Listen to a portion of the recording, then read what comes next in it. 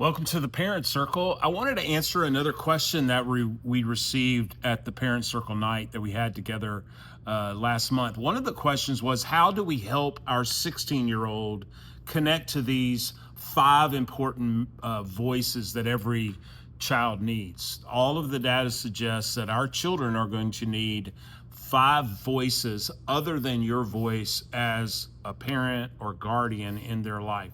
If I could do this really quickly, what I think we have the capacity to do as parents, more times than not, boils down to you and I being a relational DJ. There are times where we have to turn up some voices, turn down some voices, tune out some things, turn up some things that we want our kids to be a part of. And it's certainly true as it relates to the people in their life. Oftentimes, as people who are chasing after the heart of God and wanting our children to know God and to love Jesus and follow in his way, we have a tendency to reduce the voices in their life to thinking that they can only be people who attend our church. And what I would encourage all of us to consider is that as long as there are voices that are positive and those voices are reinforcing and supporting the things that you're already encouraging your son or daughter to understand, to know, the person that you want them to be, not the person that you want them, or the thing that you want them to do, but the person you want them to be, then that's an important voice. These are the places that you can look for those kind of voices. You certainly should look for those kind of voices as a small group leader at the chapel. And one of the things from preschool all the way through student ministry at the chapel that we consider important is this idea that adults walking in the life of a child, more times than not, an adult that isn't the parent, because you as a parent are going to want another significant adult reinforcing and supporting the things that you're walking, talking, and exemplifying, teaching at home.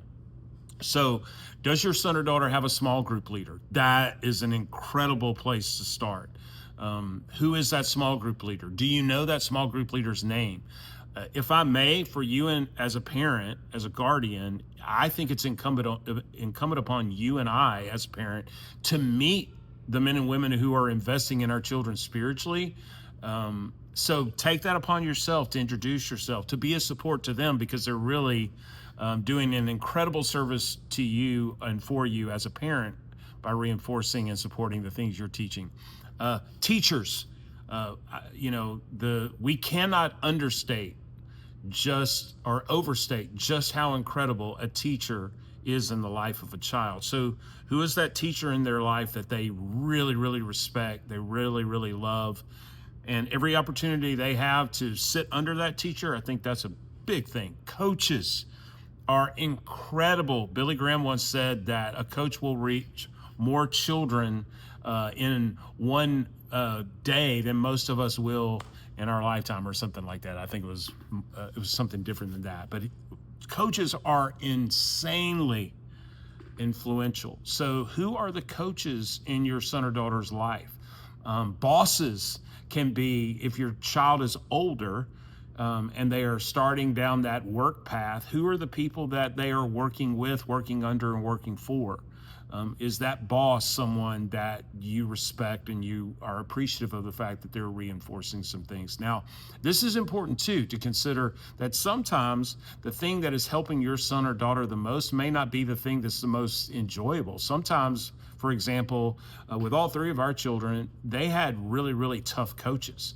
But one of the things that I think we would all agree is that one of the tasks for you and I as parents and guardians is to help our children do hard better, to do hard things better, to be more resilient, to be more gritty. And coaches can certainly be that person. Another voice to consider is there is something incredibly special about a grandparent, about an uncle, about an auntie, a relative that is not in the immediate family, that's more of in the extended family. I always think that is an amazing thing to have them to be an intricate part of your son or daughter's life. And then the last thing I would say is a mentor of some sort. Is there a man, for example, that wants to invest in your son? Is there a woman, for example, that wants to invest in your daughter? I think that is an amazing way for you to add another voice. Just like the idea of doctrine, it doesn't really matter what our children know unless what they know really matters. It doesn't really matter who our children know unless who they know really matters.